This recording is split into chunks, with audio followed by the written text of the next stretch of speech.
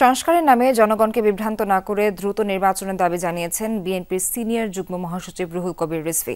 জাতীয় শহীদ মিনারে জুলাই গণঅভ্যুত্থানের মাসব্যাপী কর্মসূচি জাসাস সাংস্কৃতিক অনুষ্ঠানে বিএনপির স্থায়ী কমিটির সদস্য গয়েশ্বরচন্দ্র রায় যোগ দিয়ে বলেন, বিএনপি ক্ষমতায় যেতে নয়, গণতন্ত্র পুনরুদ্ধার করতে নির্বাচন চায়।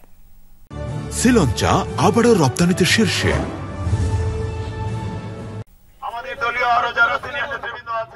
রাজধানীর নয়াপল্টনে দলের কেন্দ্রীয় কার্যালয়ের সামনে দোয়া মাহফিলের আয়োজন করে জিয়া পরিষদ।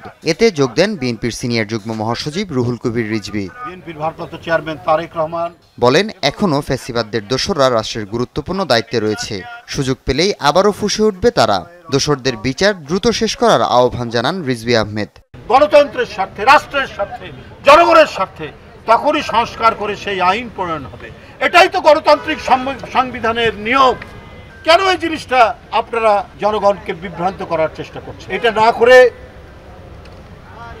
আমরা যেটি বলেছি, জনগণের ক্ষমতা জনগণকে ফেরত দেন, এটাই সবচেয়ে বড় কাজ।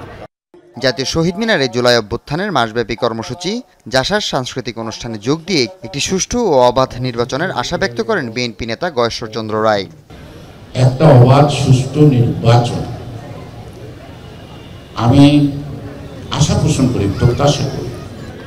বিএনপি ক্ষমতায় যাওয়ার জন্য পাগল হয়নি, বিএনপি গণতন্ত্র উদ্ধার করার জন্য পাগল হয়েছে।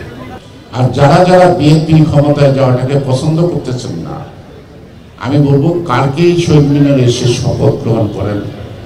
জাতীয় প্রেস ক্লাবের সামনে এক প্রতিবাদ সভায় বিএনপির আরেক নেতা শামসুজ্জামান দুদু বলেন, সংস্কার, পিয়ার সহ নানা অজুহাতে নির্বাচন ঠেকানোর ষড়যন্ত্র চলছে। সংস্কারের নামে, বিচারের নামে আরো কি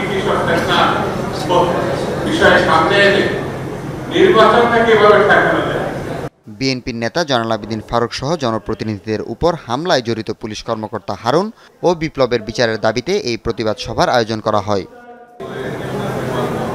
হাসিবুল করিম বিজয়, যমুনা নিউজ, ঢাকা।